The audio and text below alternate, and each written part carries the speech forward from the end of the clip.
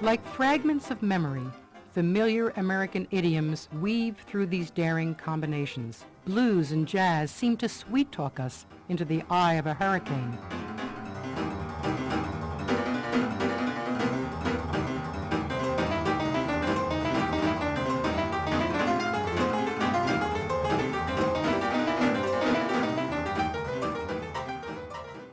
The player piano actually was the first computer. The capability was there as a musical instrument with its own ways of composing that were never before thought of because of the way you could cut in notes that people couldn't play, at speeds they couldn't play. This is the story of a composer obsessed by time, a pioneer who blazed a trail to the future by using an instrument that sounded like the past. Before radio, before talkies, when records were tinny parodies of live performance, the actual sounds of the player piano captivated America.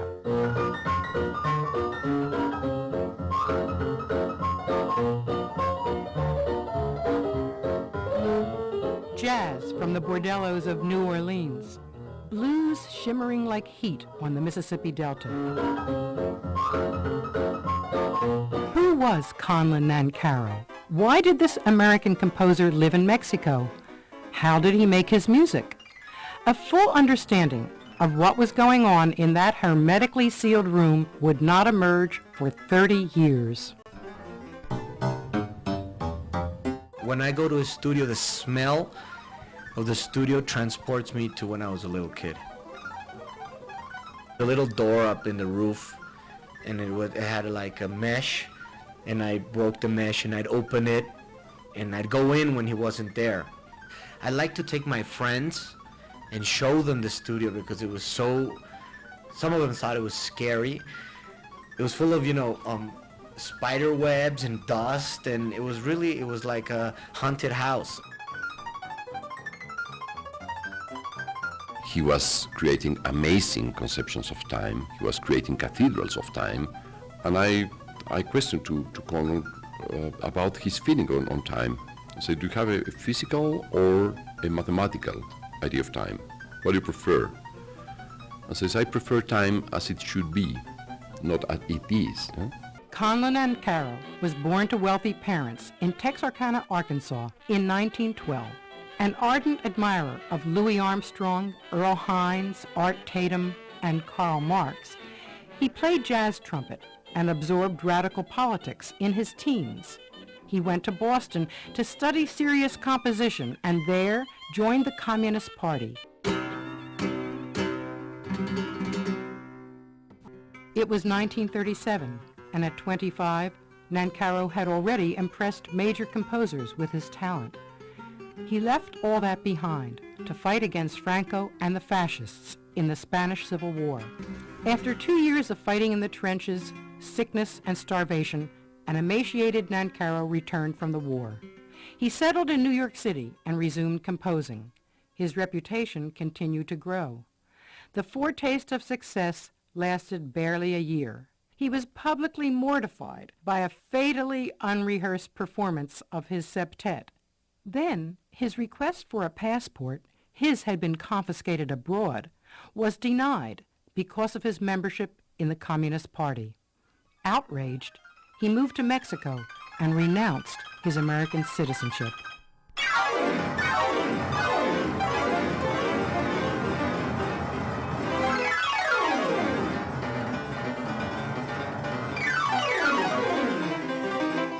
A critic would write, in Nancarrow's hands, the player piano became a demonic beast.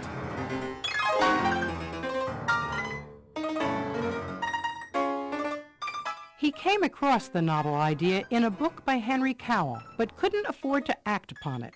He lived frugally on odd jobs, money from home, and, he claimed, his poker winnings.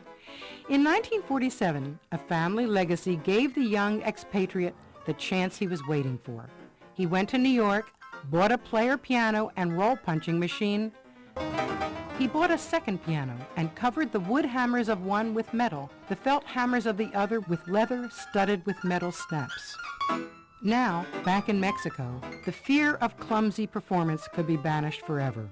Suddenly, he had more notes at his disposal than hands have fingers, the crisp metallic sound he loved, and unerring precision. He began to experiment with the simultaneous interplay of many different rhythms, often at high speeds.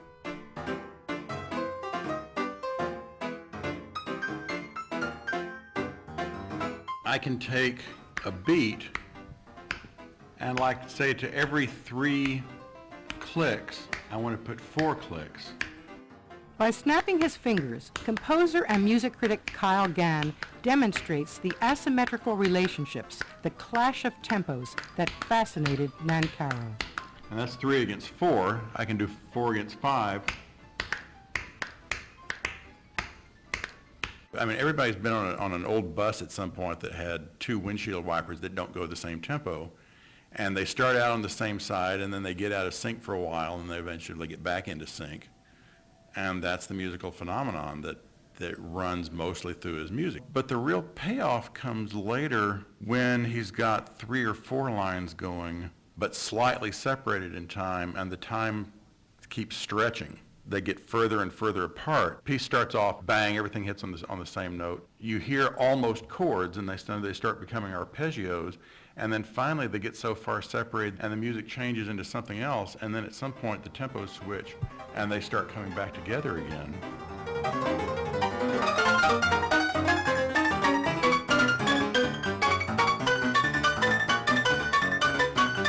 As the tricky rhythms and cascading scales, the over-the-top duet arrangements of Tin Pan Alley had punched walls of sound into piano rolls, so Nancarrow's ferocious counterpoint added layer upon layer of complexity to his player piano studies. Perhaps the impulse to defy human limits was the stubborn expatriate's most American trait of all.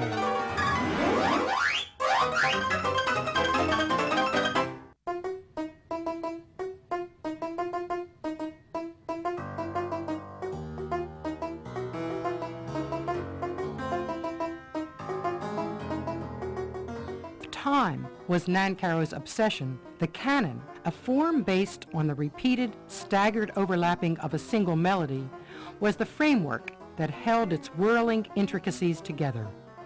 In the interview with Americanian, he explains why. It's easier to follow the temporal changes.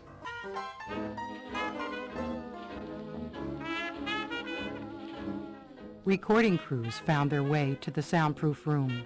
First, there was a Columbia LP. Then, the complete studies for player piano were issued on a small label. Eva Schultes became his manager and organized a European tour.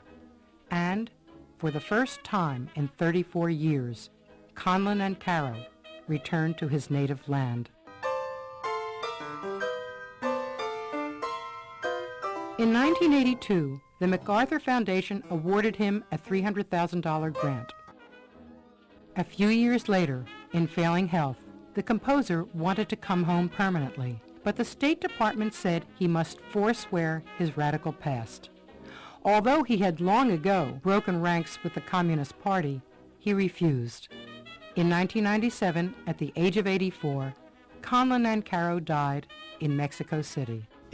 Today, the over 50 studies for player piano are widely regarded as an American masterwork, and their influence continues to grow. Kyle Gann.